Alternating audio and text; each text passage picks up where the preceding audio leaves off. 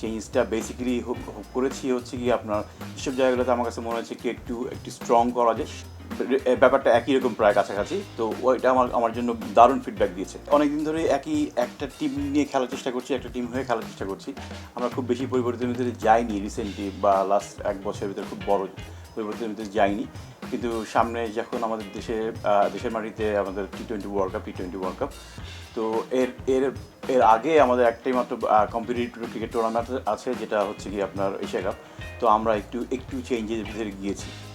চেঞ্জটা বেসিক্যালি করেছি হচ্ছে কি আপনার যেসব জায়গাগুলোতে আমার কাছে মনে হচ্ছে একটু স্ট্রং করা যায়, সেসব জায়গাগুলো ধরেন পাওয়ার প্লের 6 ওভারটা ব্যাটিংয়ে, পাওয়ার প্লের 6 ওভারটা আরেকটু বেশি করে রান করা যায়, রানেরটা বাড়ানো যায়, এইভাবে চিন্তা করেছি।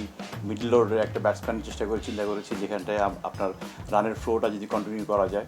এবং স্পেসিফিকলি বোলিং ডিপার্টমেন্টে পাওয়ার প্লের বোলিংটা এবং ডেথ ওভারের বোলিংটা বিবেচনা করেই আমি টিমটা কিছু পরিবর্তন আমরা এনেছি। প্রিমিয়ার লিগের পারফরমেন্স যদিও এটা 50 ওভার্সের টুর্নামেন্ট, কিন্তু আমরা টিম বানাচ্ছি টি-20 জন্য, বাট ব্যাপারটা একই রকম প্রায় কাছাকাছি। তো ওইটা আমার জন্য দারুণ ফিডব্যাক দিয়েছে। Ismat Anjim free flowing opening batsman, তার হাতে দারুণ কিছু শটস আছে এবং টেকনিক্যালি ভেরি সাউন্ড, এবং ভালো স্ট্রাইক রেটে আপনার এই বছর প্রিমিয়ার লিগে ব্যাটিং করেছে। অলমোস্ট 100-র কাছাকাছি ওর স্ট্রাইক রেট ছিল, সম্ভবত দোলার পরে ওরই সেকেন্ড হাইয়েস্ট স্ট্রাইক রেট। তো ও রান করেছে কিছু ভালো ম্যাচে রান করেছে, ওইটা আমাকে খুব প্রলুব্ধ করেছে ওকে টিমে নেওয়ার জন্য। Sabikun Nawar Jespin lefty off spinner, আমার কাছে মনে হচ্ছে নাহিদের সাথে আমার একটা লেফটি স্পিনার দরকার, যার পেস, যার ভেরিয়েশন, যার অ্যাকুরেসি, যেটা নাহিদকে একটু রিল্যাক্স করে দেবে, একটু রিলিজ করে দেবে, প্রেশার থেকে রিলিজ করে দেবে। আমার মনে হয় জেসমিনের একটা খুব দারুণ একটা ভবিষ্যৎ আছে। রুম্মান এবং জাহানারার ব্যাপারে একটা জিনিস বলবো, যে ওরা অলমোস্ট 1 বছর টিমের বাইরে ছিল।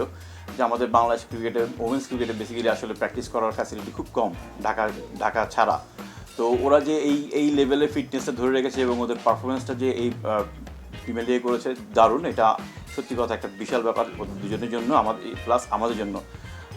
ওদের এক্সপিরিয়েন্সটা তো আমাদের জন্য সেরকম একটা অ্যাডভান্টেজ দিবে। আমরা একটা খুব সুন্দর একটা ব্যালেন্স টিম করার চেষ্টা করেছি, এবং এক্সপিরিয়েন্স এবং ট্যালেন্ট এবং ইয়াং সব কিছু ইউথ মিলে একটা খুব সুন্দর একটা ব্যালেন্স সেট করার চেষ্টা করেছি, এবং তাদেরই পারফরমেন্সটা আমাদেরকে খুব ভালো হেল্প করছে এই ব্যাপারে। এশিয়া কাপে আমাদের দারুণ সম্ভাবনা আছে। আমরা প্রথম ম্যাচটা আমাদের শ্রীলঙ্কার সাথে খেলা 20 তারিখে, ওই ম্যাচটা যদি আমরা শ্রীলঙ্কার সাথে জিতে যাই, তাহলে আমাদের একটা খুব ভালো চান্স আছে সেমিফাইনালে পাকিস্তানের সাথে খেলার।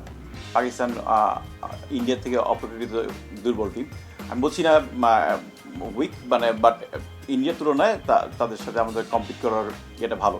সো আমাদের খুব ভালো চান্স আছে ফাইনালে যাওয়ার, যদি আমরা প্রথম ম্যাচে জিততে পারি ইনশাআল্লাহ।